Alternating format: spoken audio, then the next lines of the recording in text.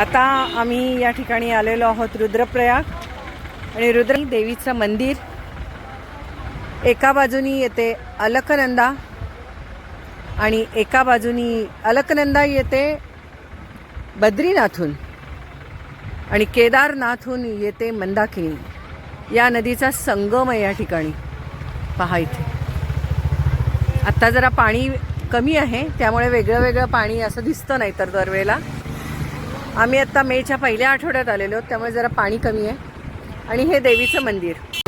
इथे असे फ्रूट चाटचे वगैरे या ठिकाणी असे स्टॉल्स आहेत. इकडे गाड्या उभ्या आहेत आणि आता आपण एका ठिकाणाहून बघूया. तिथे त्यांनी खास फोटोशूटसाठी स्पॉट दिलेला आहे. आय लव रुद्रप्रयाग असं लिहिलेलं आहे या ठिकाणी. I love Rudraprayag. या ठिकाणी दोन्हीचा असा हा संगम आहे. केदारनाथमधून आलेली आहे ती मंदाकिनी आणि अलकनंदा आली बद्रीनाथमधून आणि मंदाकिनी आली केदारनाथमधून. हा संगम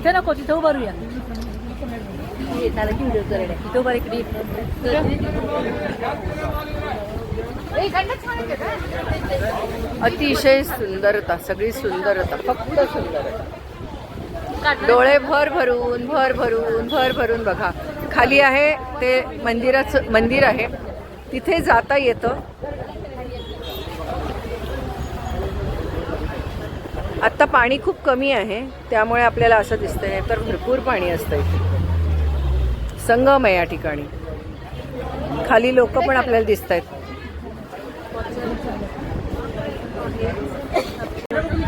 संगम, अलकनंदा आणि मंदाकिनी आली केदारनाथवरून आणि अलकनंदा आली बद्रीनाथवरून. बद्रीकेदार यांचा संगम.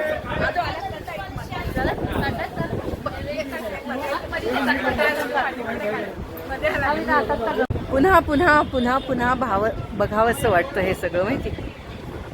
पुन्हा पुन्हा बघावंसं वाटतं. पुन्हा पुन्हा तुम्हाला सांगावंसं पण वाटतं. केदारनाथमधून आलेली मंदाकिनी आणि बद्रीनाथवरून आलेली अलकनंदा यांचा हा संगम. संगमावरचं देऊळ हे रुद्रप्रयाग. आणि या ठिकाणी I love Rudraprayag. I love Rudraprayag.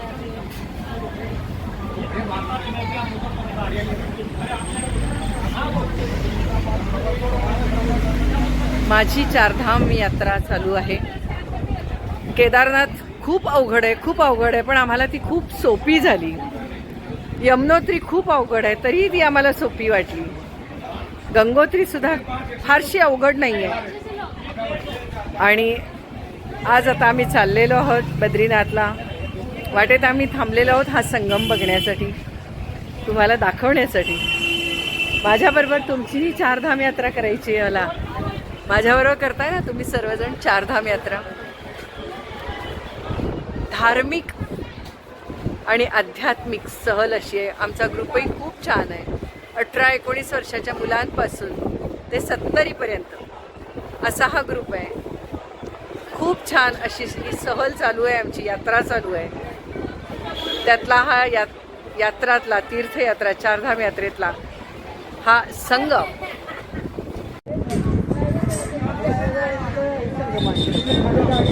Mandakini आणि भागीरथी संगम.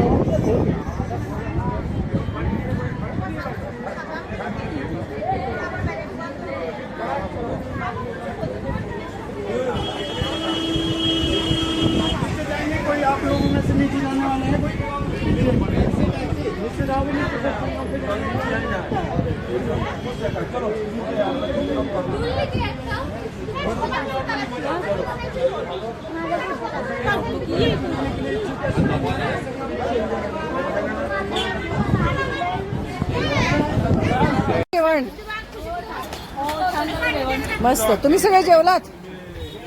मी पण जेवले बाई, एवढी भूक लागली होती. जेवण बस थांबले. दाखवू का आता जे हे एस टी स्टँडचा स्टॉप आणि इथे आम्ही जेवायला डोंगराच्या कुशीत. सकाळीच चपाती भाजी त्यांनी करून घेतलं होतं आचारीनी. वेळेला जेवण खाण त्याच्यामुळे आमची ट्रिप इतकी सुंदर. घरचं जेवण, चपाती आणि डाळ कांदा असं होतं. आणि वर सकाळी फक्त एकच असतं जर प्रवास असेल तर, भात आणि चपाती दोन्ही नसते.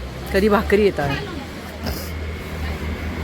एकदम छान. श्रीनगर 30 किलोमीटर, ऋषिकेश 121, हरिद्वार 148, दिल्ली 373, ऋषिकेश. आता आम्ही चाललो इकडे बैद्यनाथ नाही, बद्रीनाथ. इकडे चाललोय आता आम्ही. हा 4 धाम यात्रा इतकी सुंदर चालली आहे, काय सांगायचं. मस्त, खायचा त्रास नाही, काही नाही. जेवणाचा इतका सुंदर म्हणजे सुंदर की काय सांगू. देवभूमी उत्तराखंड में पधारने हेतु हार्दिक धन्यवाद. खरंच ही देवभूमी आहे. देवभूमी, स्वर्गभूमी. हे पहा, टॉयलेट बाथरूम सगळ्याची उत्तम सोय आहे सगळ्या ठिकाणी. एकदम छान.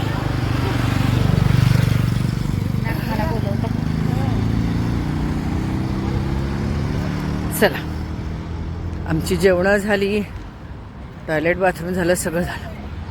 आता गाडीत बसून आम्ही चाललो पिप्पलखेडीला. तिथे आज आमचा मुक्काम आहे आणि मग तिथून उद्या बद्रीनाथ.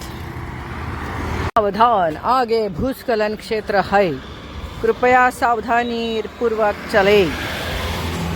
हे काय सगळीकडेच आहे.